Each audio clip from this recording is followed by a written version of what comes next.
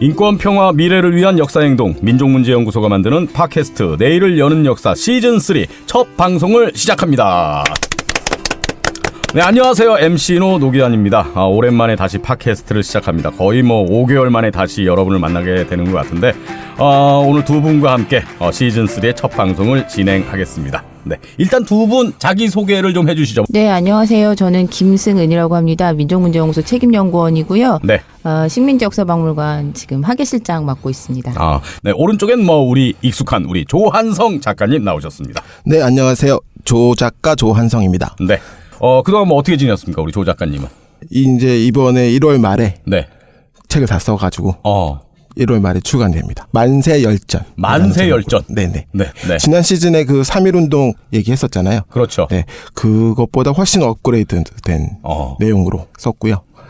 왜 제목이 만세열전이죠, 근데? 그 3.1운동 당시에 만세 시위에 참가했던 네. 여러 분들에 대한 얘기를 썼거든요. 근데 알려진 사람보다 우리가 잘 모르는. 네, 주도했었던 분들도 있고, 네. 그다음에 이제 만세 시위에 참가했던 학생, 그다음에 이제 노동자, 농민들 그런 분들에 대한 얘기를 썼습니다. 그래서 열전이군요. 네. 하여튼 우리 조한성 작가는 이런 눈에 보이는 그런 어떤 결과물이 딱 나오는데 우리 김승은 실장님은 이런 거 없습니까? 딱 뭘 썼다든가, 뭐가 나온다든가. 네? 그런 건 없네요. 그런 거 없습니까? 네. 업무가 워낙 많으셔가지고. 네. 박물관 네. 많으셨잖아요. 그렇죠. 식민지 역사 박물관을 건립하는데 혁혁한 공을 세운 분이 우리 김승은 실장님 아닙니까? 저만 한 게 아니라요. 네. 연구소 전체가 지금 노력을 기울여서 만든 거고요. 예. 작년 8월 29일 날 개관을 해서 지금 5개월째 되고 있는데 그 기간 동안 생각보다 많은 분들이 찾아주셔서 무지하게 뿌듯하게 다들 네. 생각하고 있습니다. 얼마 전에 제가 페이스북을 보니까 그 식민지 역사박물관에 영화배우 정우성 씨가 찾아주셨더라고요. 네, 그렇습니다. 그 옆에 이제 우리 김승은 실장님이 네. 이제 안내를 하면서 활짝 웃으시면서. 활짝 웃는 정도가 아니라 입이 귀에 걸렸더라고요, 진짜. 실제로 뵌 우리 정우성 씨 어떤 모습이었습니까? 굉장히 진지했어요. 저희가 이제 잠깐 방문을 하셨던 건데 굉장히 오랜 시간 동안 안내를 들으셨고, 그리고 또 중간중간에 사료들을 이제 굉장히 깊이 있게 보려고 하셨고, 또 특히 오늘 다루는 주제와 관련된 반민특위 위원장 하셨던 김상덕 선생님 인장이 저희가 전시가 되고 있거든요. 네.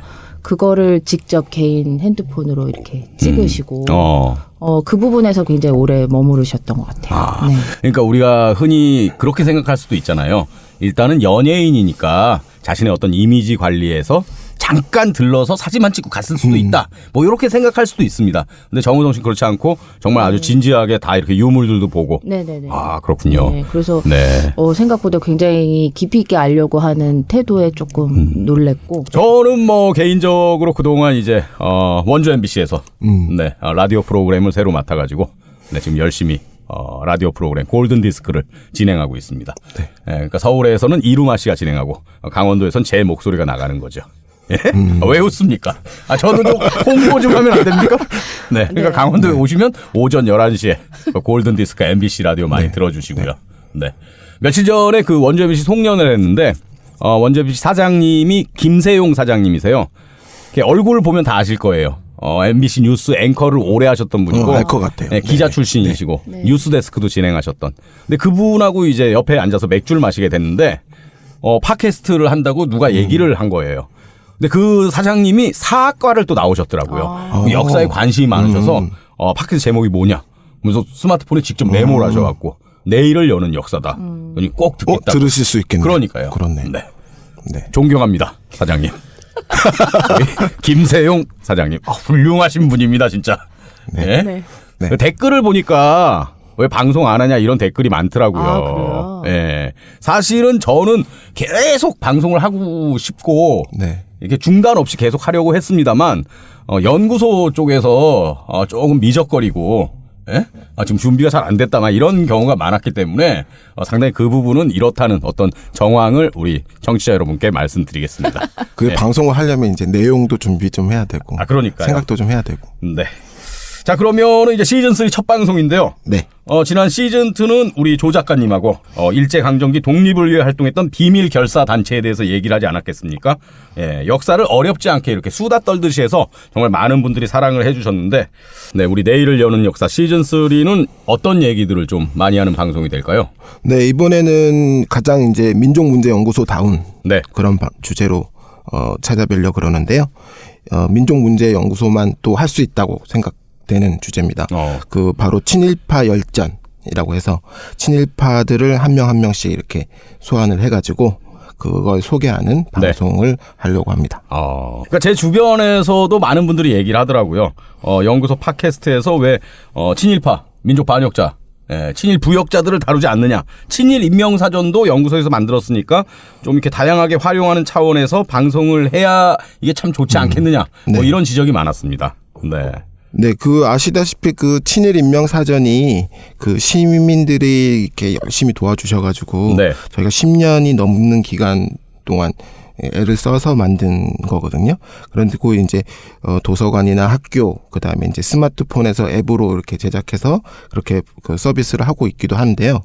이게 이제 사전 형식이어가지고 읽기가 좀 힘들고. 그렇죠. 네, 이렇게 보급은 많이 되긴 했습니다만 네. 아직까지 이제 사전을 가지고 이렇게 활용을 하신다거나 그런 것들은 좀 적거든요. 네. 그래서 그리고 친일 인명사전 자체가 일단은 압도적이에요, 너무. 크기가. 두께와 크기가 압도적이어서 이게 펼칠 엄두가 사실 잘 안 납니다. 네. 사전이다 보니까 네. 완결성이 있어야 되는 게 이제 첫 번째라서 아무래도 전체 분량을 좀 다루었고 사실 그 분량으로 끝날 게 아니죠. 저희가 더 보유편을 만들어서 네. 벌써 10년 전인데요. 발간한 지가. 그때 발간한 때 아직 미진했던 자료들이나 아니면 지방의 현지에서 또 지역 유지 이런 네. 쪽의 친일파들은 이제 저희가 더 그 후에도 축적한 자료들이 있어서 이제는 보유편들을 이제 준비를 하고 있습니다. 그렇군요. 네. 그러면은 시즌 3 방송은 팟캐스트로 듣는 친일 인명사전이다.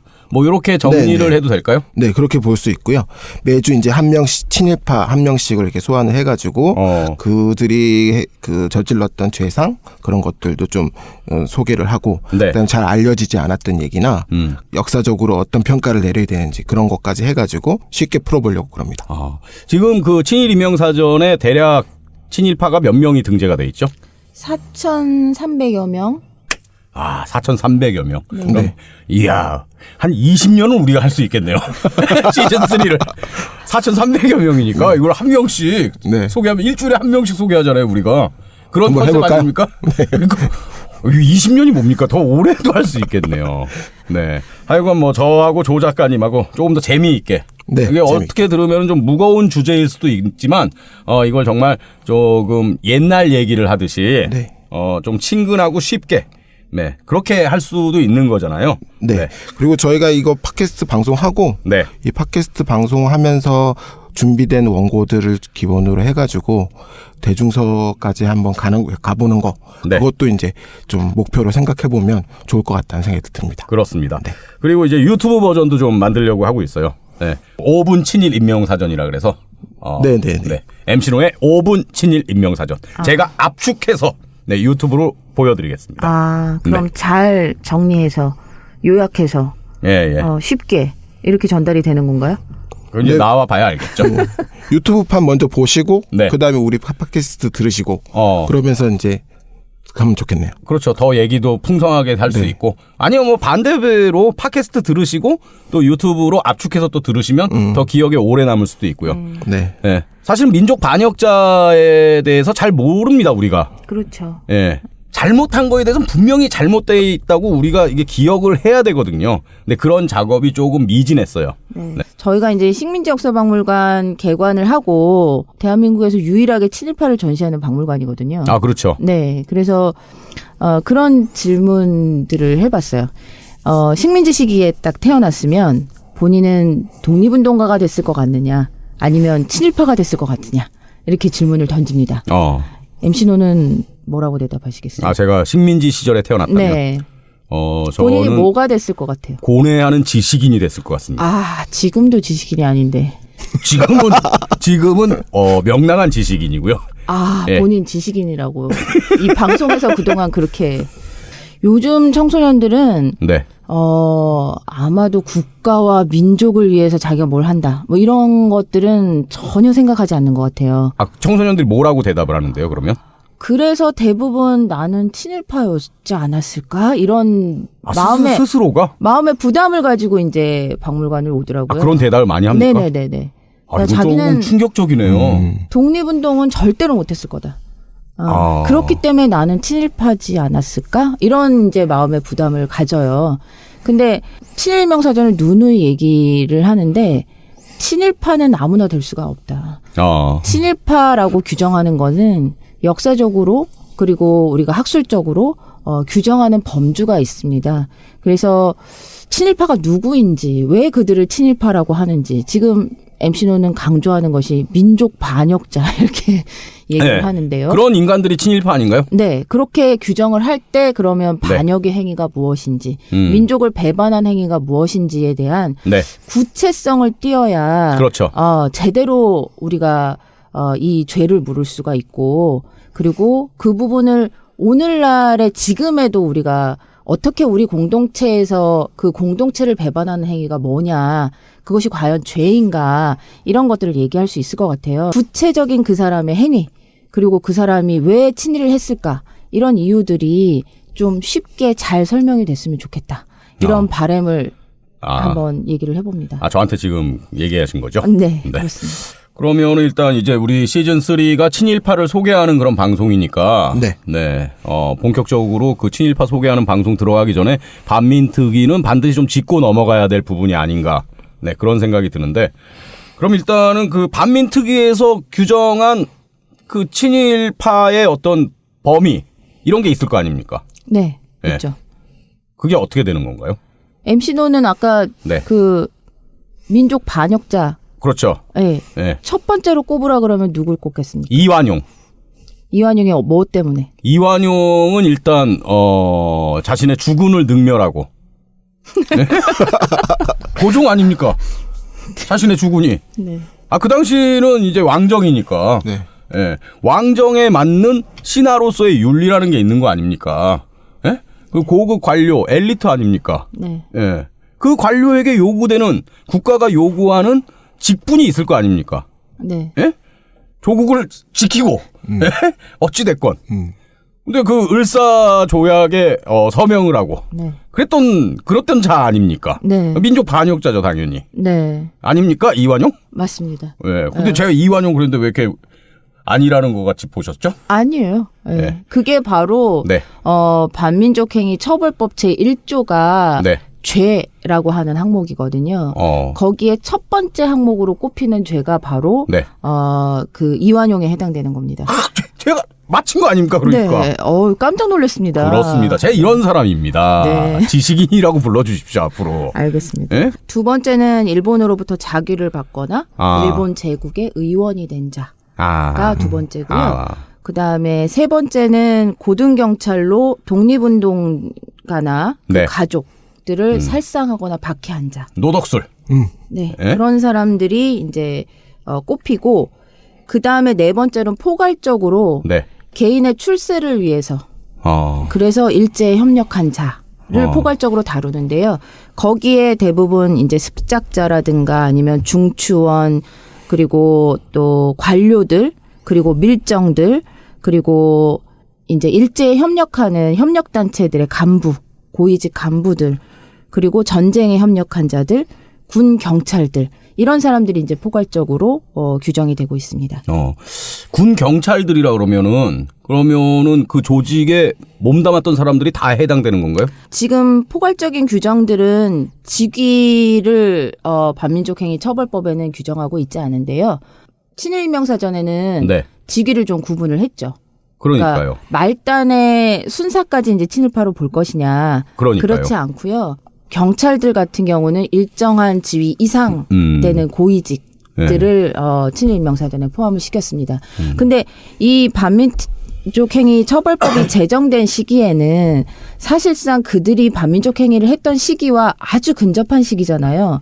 그렇기 때문에 그들의 행위가 얼마나 적극적이었는지, 얼마나 악랄했는지, 얼마나 뚜렷한 가해 행위가 있었는지를 사실은 사람들이 다 알고 있는 상황이었죠. 그러니까 뭐 특별히 지위로 나눈다거나 그러기보다는 범주화시키고 분야별로 범주화시키고 그들의 행위들을 직접 조사를 해서 아마 평가하려고 했기 때문에 포괄적으로 규정이 된 것 같습니다. 예. 흔히 뭐 우리가 친일파 얘기 나오고 반민특위 얘기 나오고 그러면 뭐 뉴라이트나 이런 쪽에서 얘기하는 게 그 당시에 그럼 먹고 살려고 출세도 하고 그러려고 개인의 가족들 부양해야 되고 그래서 돈도 벌어야 되고 그래서 노력한 사람들이 그럼 다 친일파냐? 뭐 흔히 이런 식으로 막 얘기를 하잖아요. 그런 얘기 들으면은 조금 헷갈리기도 하거든요. 그럼 만약에 그 일제 때 사법고시 합격해서 예. 검사가 됐다. 어떻게 봐야 됩니까? 고시라고 하는 시험은 네. 누가 시켜서 보는 시험이 아니잖아요. 아. 자발적으로 자기가 응시를 하고 그렇죠. 그리고 그 고시에 합격하는 순간 굉장히 고위직으로부터 출발을 하잖아요. 그렇죠. 그렇기 때문에 그 고시의 시험에 스스로가 응시한 행위는 이거는 적극적으로 그 일제의 통치 기구에 자기가 가담을 하겠다라고 하는 자기 의사를 가지고 선택을 한 것이기 때문에 고시를 응시한 것은 친일파로 봐야 되는 거죠. 네. 그렇다면 조선 총독부에 근무했습니다. 근데 그러니까 쉽게 얘기해서 뭐 청소하는 일이었어요. 네. 정말 말단. 네. 자, 가족들하고 먹고 살려고 거기 그냥 취직을 한 겁니다. 근데 근무지가 조선 총독부였던 거죠. 친일파입니까 이 사람? 아니죠. 아닙니까? 네. 이 사람은 왜 친일파가 아닙니까? 네. 아마 그 반민특위가 실제 집행되는 과정에서 반민특위가 처음 만들어지고 나서는 처음에 이제 조사를 하거든요. 조사를 할 때 하나는 문서 조사를 하고 하나는 실제 조사를 해요. 그러니까 실제 조사는 지금으로 따지면 인터뷰 조사를 하겠죠. 뭐 예를 들어서 현장에 가서 어떤 제보를 들었으면 그 사람을 만나서 직접 그 내용을 듣고 그걸 이제 조서로 쓰는 거죠. 네. 그러니까 그런 과정에서 그 사람의 구체적인 행위들이 여러 방면으로 아마 얘기가 들어올 겁니다. 전국에서 투서가 들어오기도 하고 내가 이 사람한테 어떤 가혹한 행위를 당했다. 어떤 사람들 때문에 억울했다. 이 사람은 친일파다. 어떻게 했다. 이런 모든 이제 전국에서 여러 가지 투서가 올 것이고 거기에 대한 여러 가지 증인들이 이제 있게 되기 때문에 당시에 법을 제정할 때도 네. 반대 의견으로 그런 논리들이 항상 제기가 됐었습니다. 네. 근데 그럴 때 단호하게 이 법을 만들어야 된다라고 주장했던 사람들 입장에서는 저기 시골에 한 마을 한 부락에 가면 누가 친일파인지 동네 사람들은 다 안다라고 얘기를 했어요. 그렇죠. 그럴 정도로 그 시기에 친일청산이라고 하는 것이 가장 적시였다. 그때가. 그때 살았던 사람들만이 누가 친일파인지 아닌지 누구나 다 알 수 있었다라고 얘기를 했거든요. 그런데도 그 당시에도 역시 이제 이 친일청산에 반대하는 논리 그리고 스스로 이제 애국자로 둔갑하려고 하는 이 우파들이 항상 얘기했던 것이 먹고 살기 위해서 아니면 능력이 너무 많아서 내가 너무나 머리가 좋기 때문에 일본 애들도 나의 능력을 보고 나에게 일을 맡긴 것이지 그게 무슨 죄냐 이런 능력론을 얘기를 한다거나 이런 식의 논리를 가지고 반민특위법이 제정되는데 계속 방해를 했던 겁니다. 그렇지만 우리가 친일명사전은 사실 60년이나 지난 시기에 만든 거잖아요. 그러면서 누구를 과연 친일파로 얘기를 할 것인가에 대한 범주를 정하는데 굉장히 많은 고민을 했어요. 거기에서 중요하게 저희가 본 것은 특정한 지위 이상의 지위범으로 지위범의 규정도 필요하다라고 하는 거는 이 사람이 최소한 그 사회에 영향력을 미칠 수 있는 지위, 존재만으로도 정책의 힘을 가지고 있고 권력의 힘을 가질 수 있는 지위에 진출한 사람은 사회적 책임을 져야 한다라고 하는 것을 이제 지위범으로서 규정을 했고요. 그렇기 때문에 군경찰이라고 하더라도 일정한 계급 이상, 관료라고 하더라도 일정한 계급 이상, 그러니까 지금으로 따지면 5급 이상 관료들이 사회적 책임의 지위를 갖는다라고 이제 규정을 한 것이고요. 그렇기 때문에 총독부에 근무했다는 이유만으로 말단 뭐 청소직이었다면 그 사람을 친일파라고 얘기하긴 힘들다라는 거죠. 예. 그리고 거기에 덧붙여서 자기가 얼마나 적극성을 띄었느냐, 자발성을 띄었느냐, 지속성을 가졌느냐, 반복적으로 행위를 했느냐 이런 것들이 이제 같이 평가가 되는 것입니다. 네. 45년에 해방이 됐는데 반민특위는 48년에 만들어진 거잖아요. 3년은 이게 너무 오래 걸린 거 아닌가요? 네, 맞습니다. 왜 그랬을까요? 해방된 직후에는 다 친일파들 다 도망갔었어요. 어떻게 될지 모르니까. 일단 도망갔겠죠. 네, 일단 다 도망가고 경찰들 다 사라지고 그랬는데 9월 8일 날 미군 들어와서 미군정 딱 만들고 난 다음에 제일 첫 번째 포고령이 일본 그 치하에서 일했던 모든 공무원들 다 돌아와라. 자기 자리를 지켜라라고 하는 거였어요. 신변 안전을 보장할 테니까 일단 복귀해라. 신변 안전은 굳이 얘기할 필요도 없었던 거죠. 미군정이 들어오라고 하는데 다 돌아왔던 거죠. 네, 그게 이제 기본적으로 깔리는 거죠. 신변 보장은. 그리고 다 돌아오게 됐고. 그다음에 누구까지 돌아왔냐면 일본인들까지 다 제자리를 지켰어요. 처음에는. 근데 이제 한민당이라던가 그 조선 사람들, 한국 사람들이 그 일본인들까지 다 복귀시키는 건 너무하지 않느냐. 그렇게 해가지고 일본 고위직들은 이제 그 사퇴를 하게 만들었고요. 하지만 그 한국인들은 다 제자를 지켰습니다. 그러면서 경찰들도 다 돌아오게 됐고 이 사람들이 들어오면서 이제 이 친일 청산하는 게 쉬워지지가 않았어요. 이제 이 사람들이 다 자리를 지키고 있는 상태에서 미 군정은 이 사람들을 통해서 쉽게 통치하고 싶어 했어요. 그럼 일단은 친일파에게 면죄부를 줄 수 있는 첫 번째 계기는 미 군정이 깔아준 거네요. 아무래도 그렇죠. 네? 네. 네. 그리고 이제 해외에서 들어왔던 그 지도자들이 국내 세력이 없잖아요. 그렇죠. 네. 국내 세력이 없다 보니까 국내에서 자기를 지지하는 사람들과 손을 잡았습니다. 네. 친일파들이 많았던 그런 세력, 정치 세력과 손을 잡았고요. 그러다 보니까 당연히 친일은 좀 뒷전으로, 친일파를 처단하는 것은 좀 뒷전으로 밀리게 됐습니다.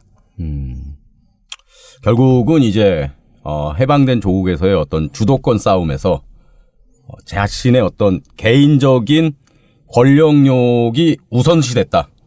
그 바닥은 미 군정이 깔아준 거고. 그래서 3년이 걸렸다. 뭐 이렇게 정리할 수 있는 건가요? 좀 더 얘기는 해야 되는데요. 왜냐면 그 중간파 또는 중도파라고 부르는 그 정치가들이 있었어요. 여운형이라던가 김규식이라고 하는 분들. 그런 분들은 아주 처음부터 친일 청산을 해야 된다고 강력하게 주장을 했거든요.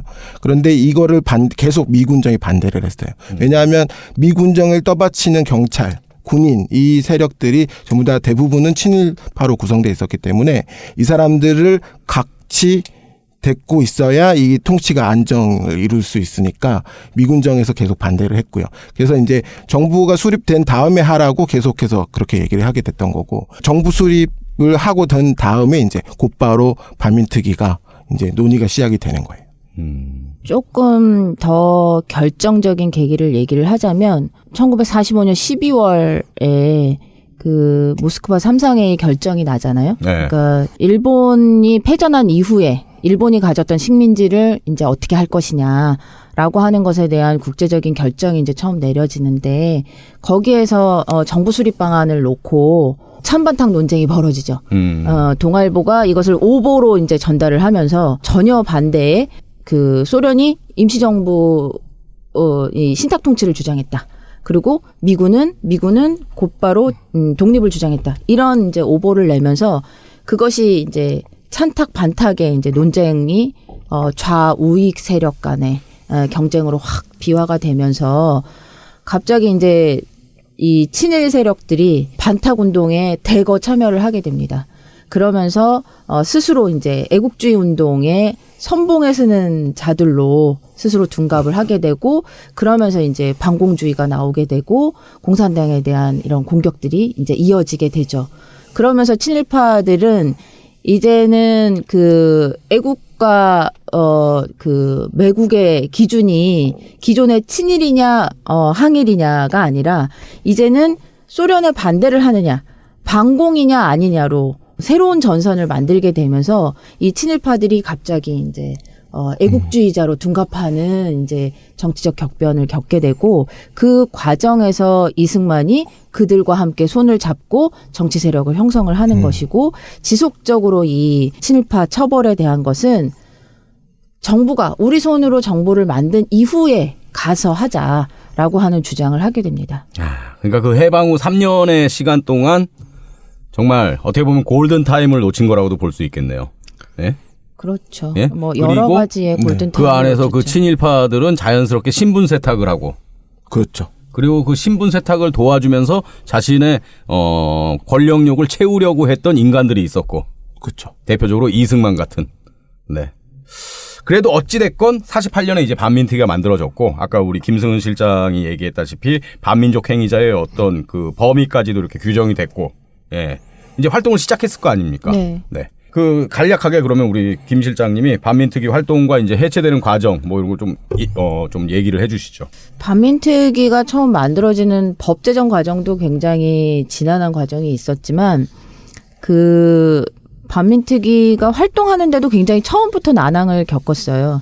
그러니까 사무실을 구하는데도 협조적이지가 않았고 정부에서 협조적이지가 않았고 네. 그리고 반민특위 활동에 대해서도 적극적인 지원이 없었고 예산이 늦게 편성이 돼서 제대로 사무실도 못 구하고 그런 어려운 상황에서 출발을 했고 그리고 끊임없이 이제 이승만 대통령 스스로가 이 반민특위 조사가 너무 강경하게 진행됨으로 해서 우리의 순수한 그 경찰 이 네. 능력을 가진 그 능력자 기술자들이 공경을 받고 있다는 식의 어떤 담화를 발표한다던가 그리고 그 특경대의 조사 활동들이 너무 지나치게 폭력적이라고 하는 공격을 한다던가 그러면서 이제 반민특위를 계속 이제 흔들게 되죠. 제대로 활동을 할 수 없도록. 그리고 더 나아가서는 그들의 조사들을 끊임없이 이제 경찰들이 계속 방해를 합니다. 46년 10월 현재만 하더라도 서울 시내 그 경찰서장 10명 중에 9명이 일제 경찰 출신이고요. 나머지 1명도 군수 출신이었으니까 100% 친일파네요. 친일파죠. 그 뿌리들이 계속 그 경찰들을 장악하고 있었기 때문에 경찰 조직에 대한 이제 체포가 점점 구체화되고 더 많은 사람들을 이제 잡아들여 가는 상황에서 경찰 조직 자체가 이 특경대들을 공격하게 되고 그리고 반민특위 본부까지 습격하는 일이 벌어지게 됩니다. 그래도 어찌됐건 정부가 있고 반민특위가 헌법기관인데 헌법기관을 공권력의 상징인 경찰이 습격하는 일이 어떻게 가능할 수 있죠?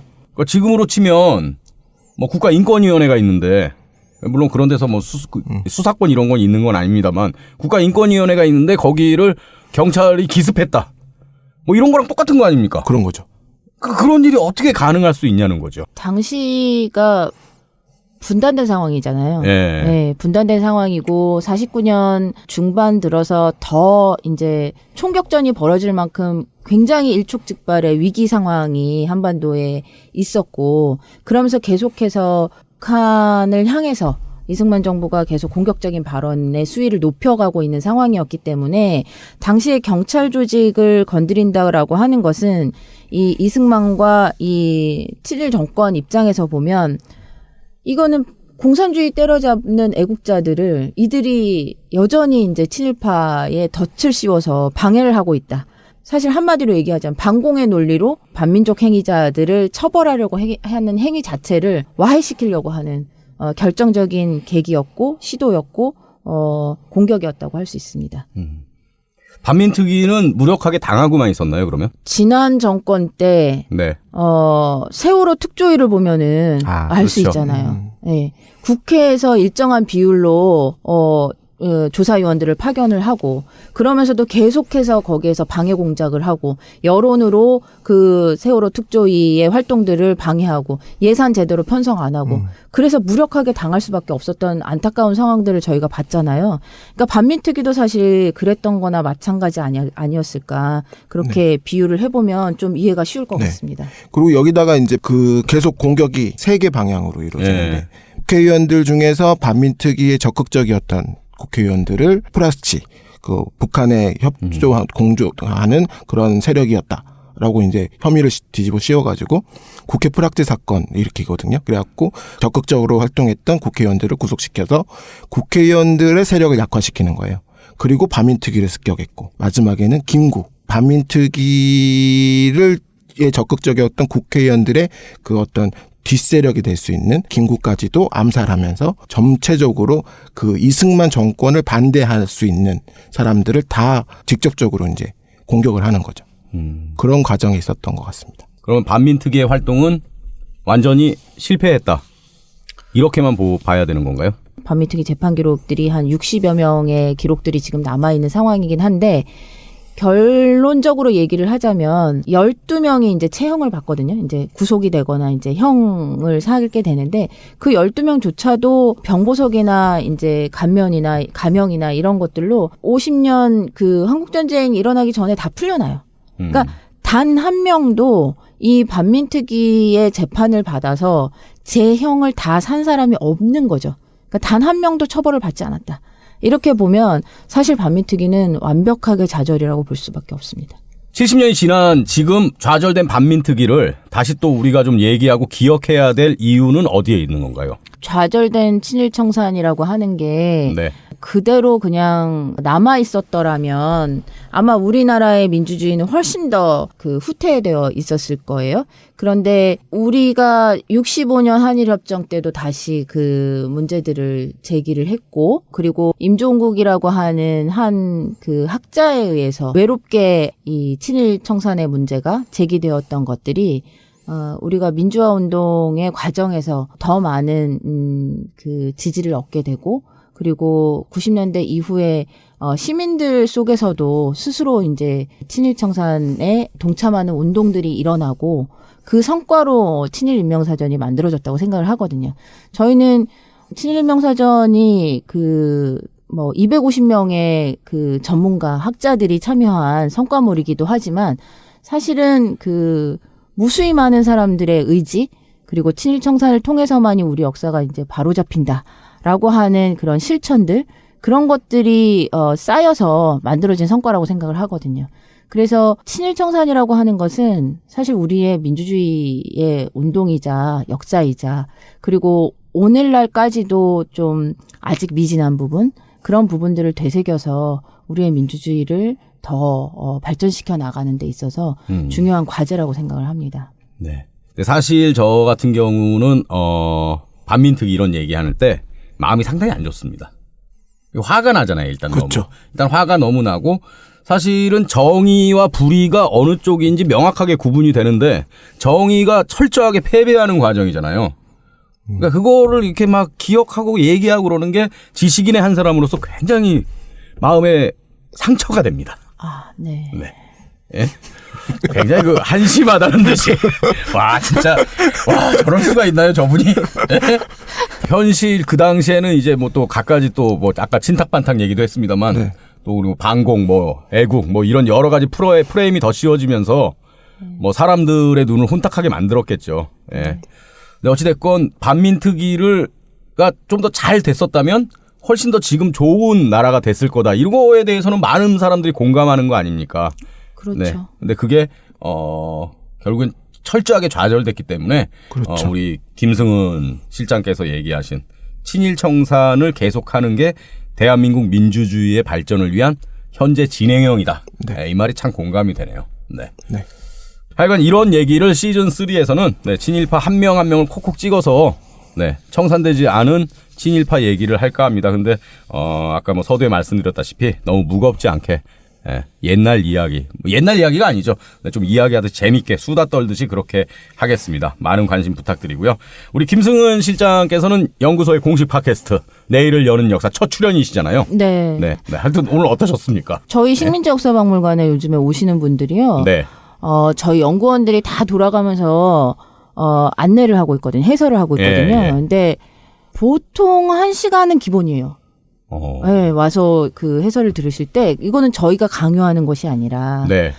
관람객들이 굉장히 이제 진지하게 이 역사에 대해서 많이 동의를 해주시고 공감을 해주시고. 박물관에 2번 오시는 분들은 없죠. 있죠. 아, 있습니까? 저희 네. 설문조사하면은 재방문율 그렇습니까? 설문조사 거의 90%입니다. 그렇게 길게 해설하시면 재방문 안 할 것 같은데. 제 아닙니다, 생각에. 아닙니다. 엄청 잘 들으세요. 아, 그렇습니까? 네.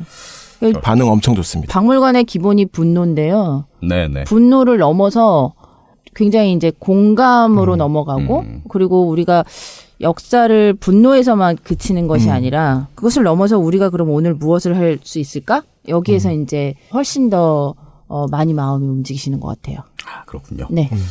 우리 조 작가님은 오랜만에 이제 만났는데 오늘 어떠셨습니까? 엄청 재밌었네요. 네. 네. 이제 하고 싶었나 봐요, 이게. 예. 안 하니까 좀 섭섭하더라고요.